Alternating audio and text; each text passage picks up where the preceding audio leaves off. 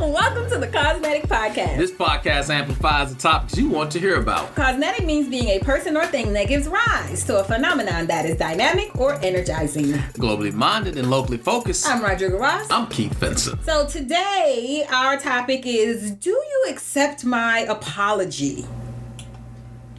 Really? Are you asking me for a question? Nope, I'm not. I'm really not. We're talking about this act of what is the difference, what is the nuance between forgiveness and reconciliation, right? Those are two very different things. And so people often confuse those two. Yeah, they do. As they think they're the same, but they're not. Nope. So reconciliation is that final step in the forgiveness process. Right. It's kind of that cherry on the top. Yeah. And so it's that extra bonus when when it does or if it occurs. Yeah, and forgiveness can be an individualistic activity, but reconciliation requires more people. It takes two people. Yes. Yeah. So I love this fact of that people are really starting to realize there is a difference between forgiveness and reconciliation, because the misunderstanding, I think, between those two is probably what hampers a lot of healing and solutions-based conversations, right? Because people are assuming you're going to act one way, and when you don't, they get caught up in, well, wait a minute. Well, why didn't they respond? Or why didn't they do like I thought they were going to do? And then poof, the whole conversation is just over. Yeah, because if you look at this from a biblical perspective, the Bible commands that we must always forgive people for their wrongs against us, no matter how great the offense. And boy, if that's not a challenging thing. That is absolutely a woo. Like, I'm trying to forgive you when you tried to sing that time when we had a town hall meeting, and I'm trying. I'm working on it. Oh, don't you do it.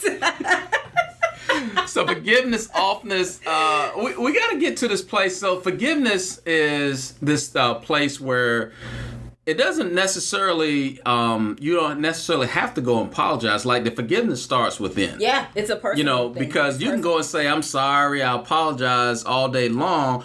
But if you have not settled that with yourself, right? I mean, that all of that, what you feel that you've got out because you said I'm sorry, but you have not started with yourself, I mean, that just builds on top of each other, and it just becomes that stress, that bitterness turns into hatred, and it just builds on and builds on and builds on. And just because you thought you said I'm sorry, it's not over. Yeah, and then on the flip side of that, a person who feels like they've been done wrong, right? If you don't come to grips with some term of forgiveness, then that thing will just fester. And then many times the person who did something to you, they either moved on or they're unaware that you were affected, so deeply or profoundly by this. Like, they're not impacted the same way, but you're harboring, and some of those very same things show up. You're stressed.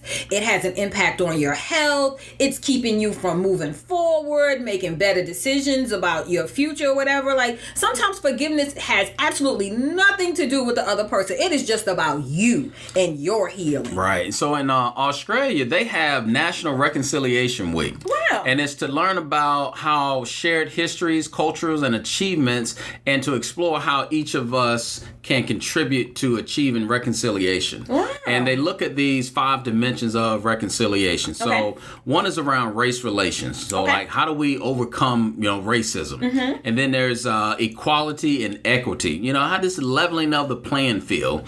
And then you have institutional integrity, this space of creation of more opportunities for people, and unity, that recognition and value of differences, and then the historical acceptance, acknowledging our past through education and understanding. We need a reconciliation week here in the United States. Yes, those are some good dimensions and we of reconciliation. Yeah, and so reconciliation and forgiveness, and we can get to that place here in America, because there's some deep-rooted things that we're dealing with right now, especially in the social injustice space right now, that we have to be able to get over. And so as quiet as people they think that it's never been quiet, because the reconciliation hasn't. They're retreating and think of their next strike or something.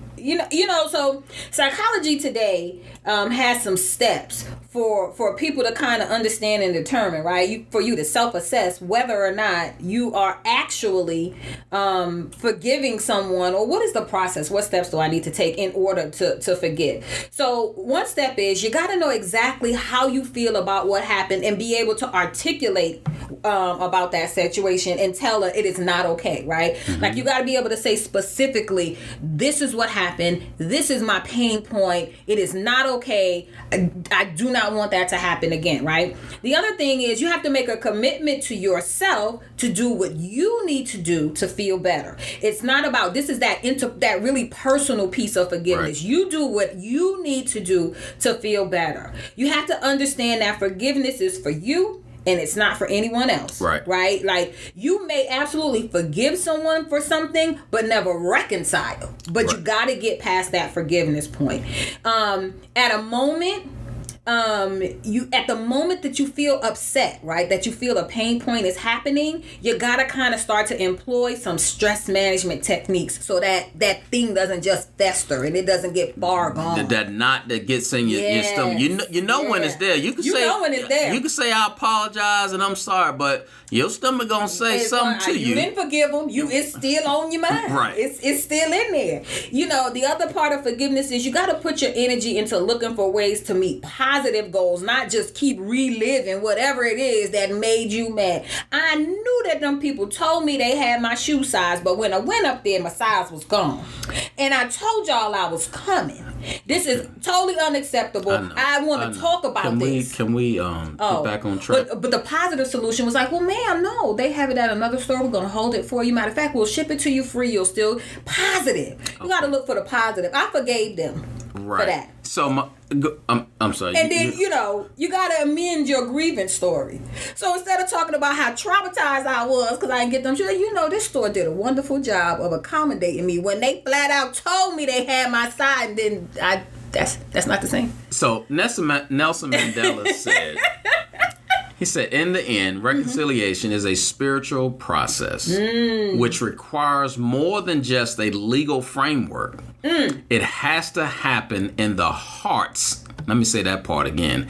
It has to happen in the hearts and minds of people. And Nelson Mandela. And so when you talk about getting to that true place, is that it's going to bring about peace inside of you. And you can, again, apologize. You can, again, write a statement all day long. But when we're talking about, really healing our communities, really healing our America, you have to come from this place inside. People individually have to deal with that first. Have to deal with that pain, and the people who were a pain point, they have to acknowledge that they were a pain point. And so the thing is, you can have forgiveness without reconciliation, but you cannot have reconciliation without forgiveness. Because true reconciliation is never cheap. No, like I said, it's based on forgiveness. But it's costly, and somebody has to give up something. Somebody has to, and it's fine, especially depending on whatever side of the forgiveness spectrum, as the person who was pain or the person who was providing the pain. You got to get through it. I really wish people would just believe in their resilience more and their ability to get through the tough stuff, because then they wouldn't be so encumbered and not attempt to get through the tough stuff. You can do this. We get to focus on the resolution and not the reconciliation. Right. And so the solution is, that way of kind of looking at this problem. And if we're going to look at the problem, sometimes, that problem is so big that there's a space before we get to the resolution. Yeah. And we got to be able to get there. And dealing with yourself and your inner self and coming at peace is going to help get us all to a better place. Yeah. And so, okay, you're practicing this forgiveness, right? You're getting past this forgiveness point. How do you work towards reconciliation? you got to be able to communicate, right? I mean, there's steps that you have to take. So first, what we've been talking about a lot is like you got to look from within. Yeah. And that peace has to come there. Yeah. And then you're going to make that step to take a look out, So whatever, the offense, may have been, you got to be ready to be able to forgive. And then there's a step that, approaching that individual, that situation, and being able to communicate that to that person. And that may look like, again, in the form of an apology. Yeah. But again, whether that person receives that or not, that's not the issue. Like the forgiveness start again with you. You can't look for somebody to say, "Well, I forgive you too," or "I'm sorry." Because that may not happen. Right. Because it doesn't mean just because you're at peace, the other person is at peace with it. Right. Or even if they do forgive you, they may not reconcile, right? They may be like, you know what, I forgave you for my own peace. And you're thinking, okay, good. So now we can go back and do this or say this or have this. And they're like, no, we can't do any of that because I forgive you, but I don't reconcile. Like there's no reconciliation going on. So some of the other things that should be noted if you are striving for reconciliation after forgiveness is that there has to be some level of resistance to and camaraderie among people who were pained and the people who are standing with them against whatever it is paying them, right? Like y'all got to come together and say, okay, you know what? It happened before. It took us a while to get through it. I've forgiven you. I've gotten through it, but this is not happening again. Like you got to stand firm. There has to be this resistance. There has to be recognition, like you said, on the part of whoever or whatever caused you the pain. They have to outwardly recognize, yikes, I was a pain point. There was something that I did. There's something that I represent. There's something about who I am or how I walk the talk that is paining someone else. And then they have to apologize. Now, whether the other person, like you said, whether the other person accepts it or reconciles or not is really not up to you, but you have to offer that, right? Like, have you ever been in a situation and you thought that the person was sorry, but they never said sorry, and you giving them the side eye like, I know you better tell me sorry. And see, but you're not at peace with yourself yet. You looking for something coming from the other person. Yeah, to you're sorry. You peace. You better tell me sorry. That's what I'm looking for. That ain't no forgiveness. I want you to say. That's you still gonna be stressed out about the situation. I'm looking for reconciliation. That's how we repair. That's one of the parts of reconciliation. We are repairing the damage. We are doing the work. We are replacing what was taken and what was lost. And we can start that when you say it. Are you gonna say it? Big works are out there in our community. That means no.